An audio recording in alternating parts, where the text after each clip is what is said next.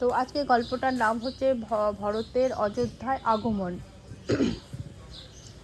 অযোধ্যায় দূতগণ যে রাত্রে কেকয় রাজপুরে উপস্থিত হলো, সেই রাত্রে ভরত এক দুঃস্বপ্ন দেখে বিষাদগ্রস্ত হলেন।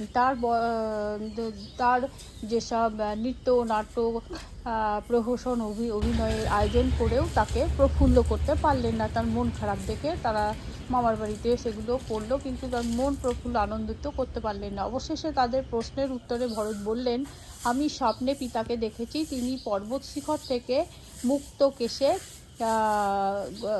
গোময় হ্রদে নিপতিত হয়ে আসছেন এবং হাসতে হাসতে অঞ্জলি করে তৈলপান করছেন। তো এইসব বলছেন উনি। হ্যাঁ, তো তারপর সেই তেল মিশ্রিত অন্ন খেয়ে অধমস্তকে তৈল মধ্যে প্রবেশ করছেন। স্বপ্নে দেখলাম, তাই বলছে। তারপর স্বপ্নে আরও কি দেখলেন, যে সাগর শুষ্ক, চন্দ্র ভূপতিত, জগৎ তমসাচ্ছন্ন, রাজবাহন হস্তির দণ্ড খণ্ড খণ্ড হয়ে গেছে, জ্বলিত অগ্নি নির্বাপিত হয়ে আপনার পৃথিবী বিদীর্ণ, বৃক্ষ সকল শুষ্ক, পর্বত বিধ্বস্ত হয়েছে, তাই বলছে। তো এইসব তিনি স্বপ্নে দেখেছেন, সেগুলো আবার বলছেন। তো আমার পিতা কৃষ্ণ বসন করে কৃষ্ণ লৌহ পিঠে বসে আছেন। তো কৃষ্ণ পিঙ্গল বর্ণ প্রমোদাগণ তাকে প্রহার করছে। এইসব তিনি যা যা দেখেছেন স্বপ্নের মধ্যে, সেগুলো তিনি ব্যক্ত করছেন। এবং তারপর বলছে যে তার রক্তবসনা প্রমোদা তাকে দেখে যেন হাসছে, আর বিকৃতা ননা রাক্ষস তাকে টানছে। এই ভীষণ স্বপ্ন আমার রামের পিতার বা লক্ষণের মৃত্যু সূচনা করছে। স্বপ্নে যে লোক খড়যোজিত রথে চলে, তার চিতার ধূম অচিরে দেখা যায়। তো আমার মহা ভয় হচ্ছে যে পিতাকে আর দেখতে পাবো না। তো এই সময়ে অযোধ্যা দূতগণ রাজগৃহে এসে কেকয় রাজকে প্রণাম করে বস্ত্র আভরণ দিয়ে ভরতকে বললেন, যুধিষ্ঠিরের বার্তা জানালেন। আর ভরত জিজ্ঞাসা করলেন তাদের, আমার পিতা দশরথ, রাম, লক্ষ্মণ, আমাদের জননীগণ সকলের কুশল আছে তো? তখন বলল যে আমার মাতা কইকেয়ী কি বলেছেন, যে দূতরা উত্তর দিল যে নরশ্রেষ্ঠ যাদের কুশল ইচ্ছা করেন তারা কুশলে আছেন, এবং পদ্মলয়া লক্ষ্মী আপনাকে বরণ করেছেন। তো আপনি রথ প্রস্তুত করতে আজ্ঞা দিন। তো মাতামহের অনুমতি নিয়ে তারা এবং প্রণাম করে ভরত শত্রুঘ্নের সঙ্গে রথে আরোহণ করলেন, এবং কেকয় রাজ্য অশ্বপতি এবং তার পুত্র যুধাজিৎ বহু উপহার দিলেন তাকে, কিন্তু তাতেও তার মন খুশি করতে পারলেন না। কেননা তার তো স্বপ্ন, খারাপ স্বপ্ন দেখেছেন, ওইসব নিয়েও তিনি আনন্দিত হলেন না। তারপর তিনি বহু নদী পর্বত অরণ্য ও জনপদ অতিক্রম করে 7 রাত্রির পর তাহলে তিনি সেখানে ফিরে এলেন, এবং সেখানে গৃহে ঢুকে দেখলেন যে তার পিতাকে দেখতে পাচ্ছেন না।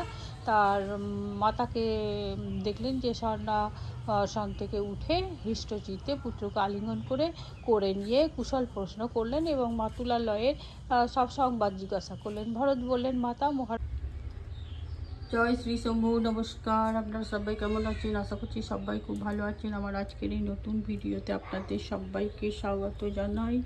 তো আমার পুজো হয়ে গেল, আমি এখন মন্দির যাব হনুমানজির পুজো দিতে। তো যদি শেয়ার করার সময় পাই তাহলে করবো আপনাদের সঙ্গে। আমার ছেলেকে খেতে দিয়ে দিলাম, এখান থেকে আমিও একটু খেয়ে নেবো, তারপরে রান্না শুরু হবে। এই বজরং বালির জন্য এই যে কিনছি সাপ।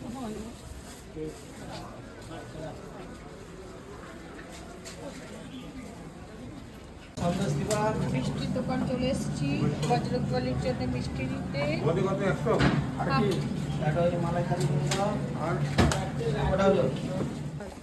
কেনাকাটা করে নিয়েছি, মন্দির যাচ্ছি।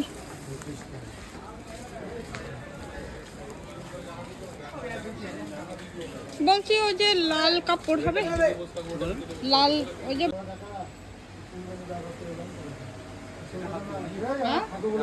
হ্যাঁ হ্যাঁ, হলুদ, সাদা আর লাল, এই তিনটে 1/2 মিটার করে, ওটা ঘরের জন্যে।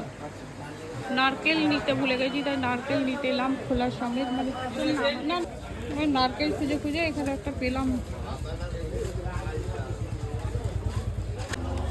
এই মন্দিরে চলে এলাম। জয় শ্রীরাম। জয়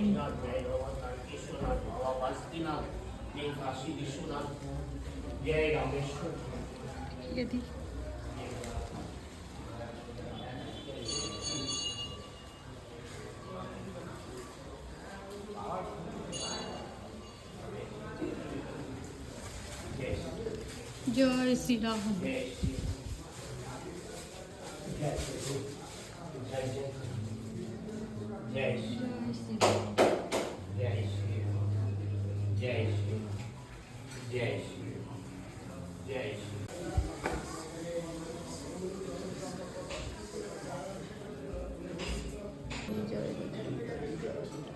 জয় শ্রীরাম বলে কি মহারাজ।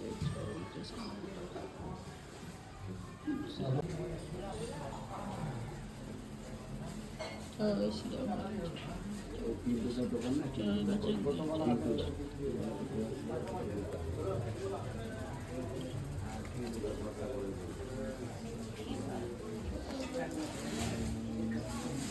পদ্ম ফুলটা ফোটালাম। আমারটা দিয়ে দিন এবার।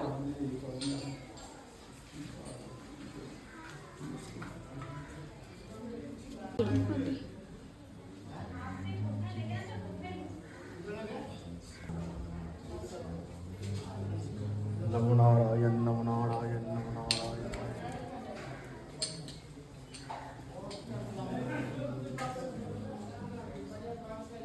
রাশি ओम सर्ववच्छन्ति पूर्वक समर्थ सुखं समिति कम सुख बंध भर भक्ति कम गणेश सती नारद देवता पूजा पूर्वक श्री मध्य पाप निकम अवलोकन भर विद्या कम श्री गणेश सती नारद देवता पूजा पूर्वक श्री शंकर जन महावीर हनुमत देवा पूजा कम खुरी समय ओम शंकर पिता आशुष ओय मन मुश्रु भाई भवतु।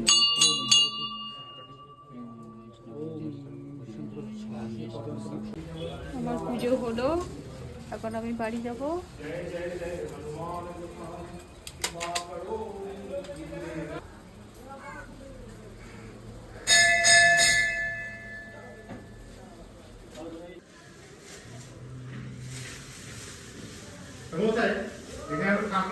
শুভ দুপুর বন্ধুরা, এখন বাজে 2:22। তো আমি ভাত নিয়ে নিলাম। আজকে খুব একটা খিদে নাই, অনেক দেরিতে ব্রেকফাস্ট করেছি পুজো করে এসে।